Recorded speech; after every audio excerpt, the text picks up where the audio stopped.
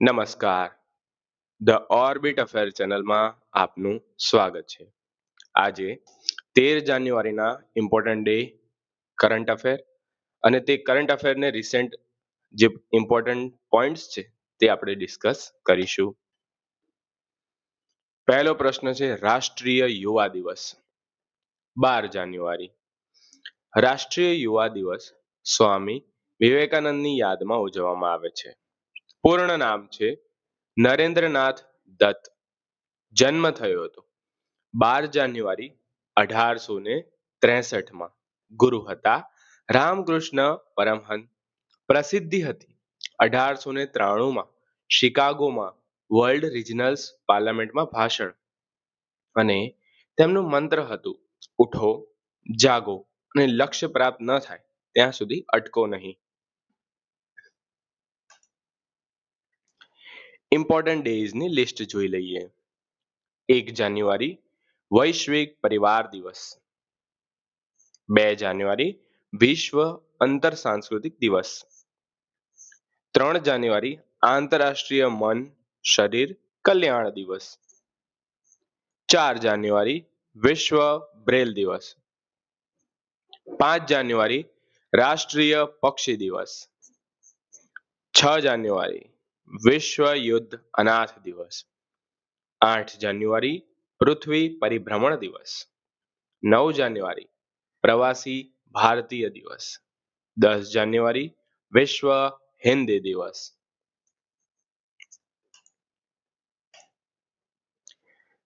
હાલમાં વિરાટ કોહલીએ કોનો રેકોર્ડ તોડ્યો છે? સચિન તેંડુલકરનો. વિરાટ કોહલીએ 624 ઇનિંગમાં 28,000 રન બનાવ્યા છે, જ્યારે સચિને તે વખતે 644 ઇનિંગમાં 28,000 રન બનાવ્યા હતા. નીચે તમે સૌથી વધુ આંતરરાષ્ટ્રીય રન કરનાર ખેલાડીના નામ જોઈ શકો છો, જેમાં પ્રથમ નામે છે સચિન તેંડુલકર 34,357. બીજા ક્રમે છે વિરાટ કોહલી જે છે 28,068 રન. પ્રશ્ન નંબર 2. હાલ ઈરાનના ખૂબ યુદ્ધ ચાલી રહ્યા છે, તો આપણે ઈરાનના પ્રેસિડેન્ટનું નામ યાદ રાખવું પડે, જેમનું નામ છે પેઝેશિક્યાન. ઈરાનના પ્રેસિડેન્ટનું નામ શું છે? પેઝેશિક્યાન. અરિયાના સબાલેન્કાએ કોને હરાવી બ્રિસ્બેન ઇન્ટરનેશનલનો ખિતાબ જીતી લીધો?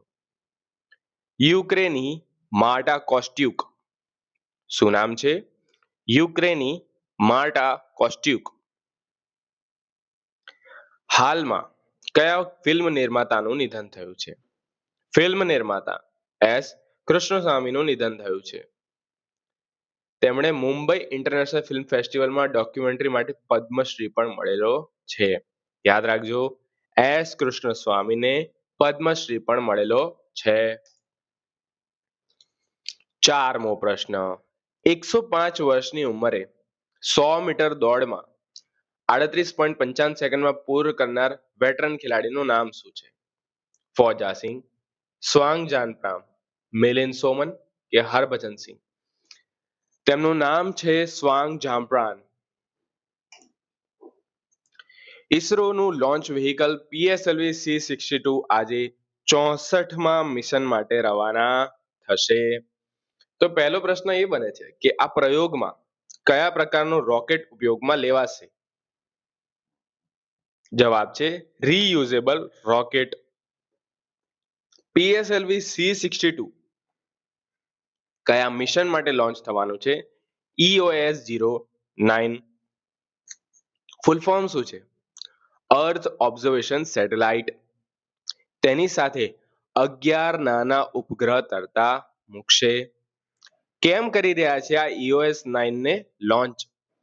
પૃથ્વી પર નજર રાખવા, સાથે સાથે ચીન અને પાકિસ્તાન પર નજર રાખવા માટે અને સંશોધનના નકશા તૈયાર કરવા માટે આ લોન્ચ કરી રહ્યા છે. આખા પ્રયોગ દરમિયાન યાન અંદાજે કેટલા મિનિટમાં અવકાશમાં પહોંચશે? 12 મિનિટમાં. અગત્યનો પ્રશ્ન છે આ વિડીયોનો સૌથી, તે જોઈ લેજો. આયુષ માટે આંતરરાષ્ટ્રીય સહકારને પ્રોત્સાહન આપવા માટેની યોજના કયા મંત્રાલય દ્વારા અમલમાં બનાવાઈ છે? આયુષ માટે આયુષ મંત્રાલય. કાઉન્સિલ ફોર લેધર એક્સપોર્ટના અધ્યક્ષ કોણ બન્યા છે? રવિરંજન, અજય કુમાર, રમેશ કુમાર જુનેજા કે ઉપરોક્ત પૈકી કોઈ નહીં. જવાબ છે રમેશ કુમાર જુનેજા. તે રિલેટેડ હાલમાં ન્યાયમૂર્તિ એસ મુરલીધરને સિક્કિમ હાઈકોર્ટના મુખ્ય ન્યાયાધીશની નિમણૂક કરાઈ. આર કે અગ્રવાલ એફસીઆઈ ના પ્રમુખ બન્યા. રાકેશ અગ્રવાલ એનઆઈએ ના પ્રમુખ બન્યા. હ્યુન્ડાઈ મોટર ઇન્ડિયાએ તરુણ ગર્ગને સીઈઓ નિયુક્ત કર્યા.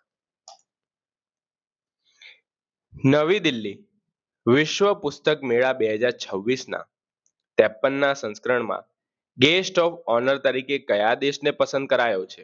યાદ રાખજો, ગેસ્ટ ઓફ ઓનર તરીકે 53મા સંસ્કરણમાં જે વિશ્વ પુસ્તક મેળાનું હતું જે નવી દિલ્હીમાં થયું હતું તેમાં કતાર દેશને પસંદ કરવામાં આવેલો છે.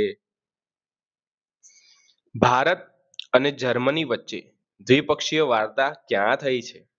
જવાબ છે અમદાવાદ. ભારતે હવાઈ ખતરાઓથી નિકાલ માટે સુદર્શન ચક્ર મિશન લોન્ચ કર્યું છે. ભારતે હવાઈ ખતરાઓથી નિકાલ માટે કયું મિશન લોન્ચ કર્યું છે? યાદ રાખજો, સુદર્શન ચક્ર. પુસ્તકનું થોડું જાણી લઈએ. ધ ગ્રેટ સેન્ક્શન હેક પુસ્તક લેખક કોણ છે? ઉર્જિત પટેલ. યાદ રાખજો, ઉર્જિત પટેલ આપણા આરબીઆઈ ના ગવર્નર પણ છે. ધ ગ્રેટ સેન્ક્શન હેક પુસ્તક ઉર્જિત પટેલે લોન્ચ કર્યું છે. રાષ્ટ્રપતિ દ્રૌપદી મુર્મુએ ભારતનું સંવિધાન કઈ ભાષામાં અર્પણ કરાયું? સંથાલી. મોસ્ટ ઇમ્પોર્ટન્ટ પ્રશ્ન બની શકે છે કે રાષ્ટ્રપતિ દ્રૌપદી મુર્મુએ ભારતનું સંવિધાન કઈ ભાષામાં અર્પણ કરાયું? સંથાલી. મોદી યુગમાં ભારતનો આર્થિક સશક્તિકરણ આ પુસ્તકના લેખક કોણ છે? પુસ્તકના લેખક યાદ રાખજો, પૂછાઈ શકે છે ડોક્ટર સિકંદર કુમાર. આમાં એવું નથી હોતું કે આ ઇમ્પોર્ટન્ટ છે આ નહીં. જે નામ જેટલું વિચિત્ર તેટલું અગત્યનું. સનાતન સંસ્કૃતિની અટલ દ્રષ્ટિ પુસ્તકનું અનાવરણ કોણે કર્યું? સીપી રાધાકૃષ્ણ. શિખર ધવનની આત્મકથાનું શીર્ષક શું છે? Dhawan cricket my life and more. 56મો ભારતીય આંતરરાષ્ટ્રીય ફિલ્મ મહોત્સવ ગોવામાં યોજાશે. ઇન્ટરનેશનલ સેલિબ્રિટી કોન્ફરન્સ ગોવામાં યોજાઈ. વી કેર 2025. ફિડે ફ્રાઈડે નથી, ફિડે ચેસ વર્લ્ડ કપ 2025 ગોવામાં યોજાયું. ગોવા સરકારે શાળાઓ અને કોલેજોમાં શતરંજ સામેલ કરવાનું શરૂ કર્યું. ઇન્ટરનેશનલ પર્પલ ફેસ્ટિવલ પોંડિચેરીમાં યોજાયું.